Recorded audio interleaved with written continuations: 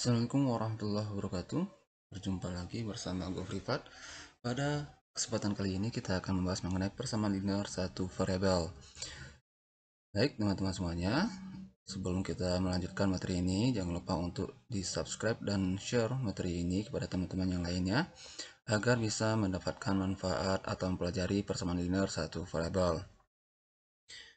Oke, kita lanjut saja. Di sini persamaan linear satu variabel itu adalah kalimat terbuka. Kenapa kalimat terbuka? Karena nanti dia memiliki suatu variabel yang memuat tanda sama dengan. Jadi dia menggunakan tanda sama dengan dan memiliki satu variabel. Kemudian di sini ada juga bentuk umumnya. Bentuk umumnya itu AX tambah B sama dengan 0. Oke. AX tambah B sama dengan 0. Dimana di sini A itu merupakan dinamakan sebagai koefisien. Jadi A merupakan koefisien. Kemudian B ini sebagai konstanta. B konstanta dimana tidak memiliki variabel. Kemudian X di sini merupakan variabel. X itu merupakan variabel. S merupakan variabel dengan pangkat variabelnya itu harus selalu satu, tidak boleh kurang dari satu dan tidak boleh lebih dari satu. Oke, di sini misalnya saya tulis 2x ditambah dengan 3y. Oke, sampai di sini saja saya tulis. Jadi kalau bentuk seperti ini bukan merupakan persamaan linear karena kenapa? Kita lihat di sini variabelnya persamaan linear satu variabel karena kenapa? Variabelnya lebih dari satu, yaitu dua, yaitu variabelnya adalah x dan y. Variabelnya merupakan x dan y. Walaupun di sini pangkat variabelnya satu, y juga satu, tetapi dia bukan persamaan linear satu variabel. Dia merupakan persamaan linear dua variabel. Oke, untuk lebih jelas kita lihat contoh bentuk-bentuknya. Di sini kita lihat di sini apakah contoh pertama ini merupakan persamaan linear satu variabel. Kita lihat dulu variabelnya cuma satu, yaitu x. Kemudian pangkat variabelnya kita cek lagi, yaitu satu, tidak ditulis. Kalau tidak ditulis berarti pangkatnya sama dengan satu. Kemudian menggunakan tanda sama dengan, berarti ini merupakan persamaan linear satu variabel. Kemudian ada bentuk yang kedua, misalkan 3y sama dengan 21. Apakah ini merupakan persamaan linear satu variabel? Kita cek lagi, variabelnya cuma satu, pangkat variabel y-nya ini yaitu satu, kemudian tanda sama dengan, menggunakan tanda sama dengan, maka ini juga merupakan persamaan linear satu variabel. Kemudian yang ketiga, kita lihat dulu. Dia menggunakan tanda sama dengan, oke, udah betul sesuai dengan definisinya. Kemudian dia juga menggunakan variabel cuma satu, yaitu variabel x, satu saja. Tapi kita lihat pangkat x-nya. Pangkat x-nya yaitu min 1. Min 1 ini kurang dari satu. Dia pangkat variabelnya tidak boleh kurang dan tidak boleh lebih dari satu. Maka ini karena pangkat variabelnya min 1 kurang dari 1, maka ini bukan merupakan persamaan linear satu variabel. Oke, teman-teman, kita lanjut bagaimana untuk menyelesaikan persamaan linear satu variabel. Di sini ada beberapa langkah-langkahnya. Yang pertama, kita harus mengelompokkan variabel di ruas kiri. Oke, yang memiliki variabel kita kelompokkan di sebelah kiri. Kemudian yang memiliki konstanta, yaitu berada di ruas kanan. Oke, kalau misalnya di sini saya bikin tanda sama dengan, maka ruas kanannya di sini, ini kanan, di sini kiri. Oke. Kemudian setelah itu kita harus jumlahkan atau kurangkan variabel maupun konstantanya sehingga dia berbentuk paling sederhana. Setelah kita jumlahkan dan kita kurangi, maka bentuknya paling sederhana. Kemudian setelah itu koefisien itu merupakan pembagi dari konstanta. Jadi koefisien itu dibagi. Misalnya di sini 2x ya, 2x sama dengan 4. maka X-nya sama dengan X sama dengan 4 per 2 kayak gitu. Karena 2 ini koefisien dari X, maka 2 ini sebagai pembagi nantinya. Oke. Untuk lebih jelas kita lihat pada contoh-contohnya. Contoh yang pertama. Di sini kita lihat bentuknya adalah 5X kurang 4 sama dengan 2X tambah 4.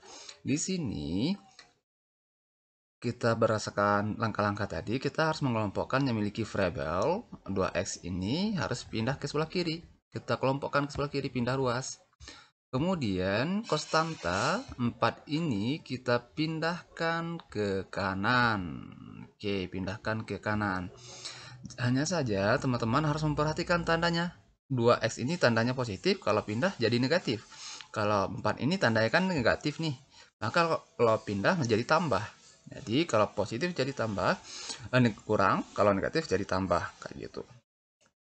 Kemudian setelah ini 5X ya, kita pindah ruaskan 5X-nya tetap, kemudian 2X pindah jadi kurang nih. Jadi kurang, kemudian 4 pindah jadinya tambah, 14 tambah 4. Jadi untuk menjumlahkan atau mengurangi seperti ini, X-nya tetap karena dia sejenis X.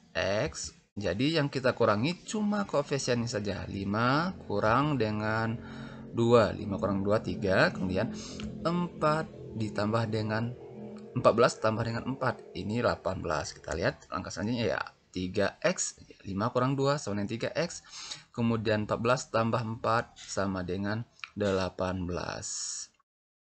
Seperti biasa, di sini kita lihat berarti 3X dengan 18. Berarti koefisien dari X ini sebagai pembagi dari 18. Berarti jadinya X sama dengan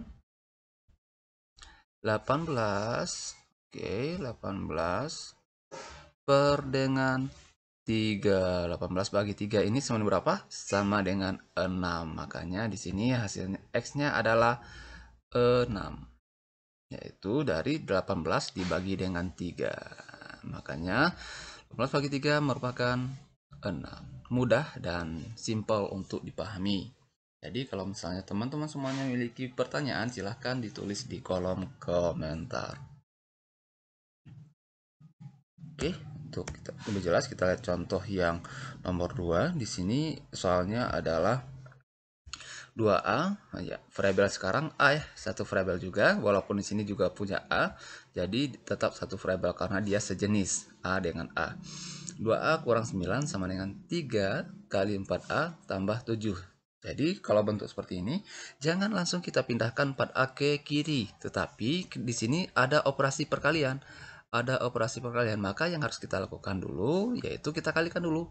3 dikalikan ke 4A, kemudian 3 juga harus dikalikan ke 7. Kayak gitu. 2A kurang 9 sama dengan 3 kali 4A ditambah dengan 7. Kita kalikan, oke. 2A kurang 9, ini 9 ya, mohon maaf salah ketik.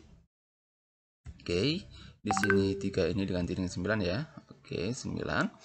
Kemudian 3 kali 4A yaitu 3 kali 4 12 ini hasilnya. Kemudian 3 kali 7 yaitu 21. Oke, setelah ini setelah kita selesaikan perkalian baik di kiri ataupun di kanan, kalau ada perkalian kita kalikan dulu baru kita pindah ruas. Seperti ini. Baru kita pindah ruas, 12 ini pindah ke kiri, kita kelompokkan, konstanta pindah ke kanan. Tandanya harus berubah ya. Ini positif, maka kalau pindah ke kiri jadinya kurang. Di sini negatif, kalau pindah ruas ke kanan jadinya plus. Oke, kita lihat. Oke, jadinya 2A tetap, 12 pindah ke kiri jadinya kurang 12A.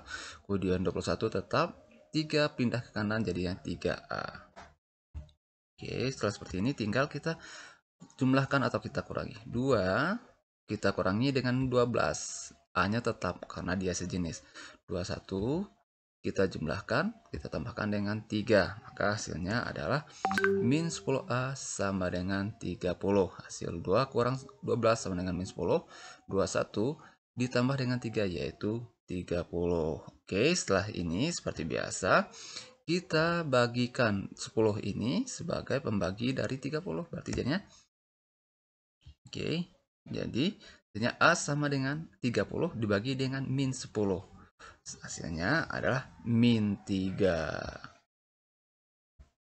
Jadi 30 dibagi dengan 10 ini, min 10. Kemudian 30 setelah dibagi hasilnya adalah min 3. Kenapa min? Karena di sini plus ya, plus itu nggak ditulis tandanya, plus bertemu dengan negatif. Maka hasilnya min. 30 bagi 10 yaitu 3. Selesai. Simple dan mudah untuk dipahami. Jadi kalau teman-teman semuanya memiliki pertanyaan, silahkan ditulis di kolom komentar, ataupun mau request materi-materi yang lain silahkan ditulis di kolom komentar, nanti akan kita bahas materinya. Dan kalau misalnya ada soal-soal yang belum dipahami, boleh dikirim bentuk-bentuk soal yang baru, boleh diketik di kolom komentar. Oke, semoga bermanfaat. Sampai jumpa di pertemuan selanjutnya dan materi yang berbeda. Assalamualaikum warahmatullahi wabarakatuh.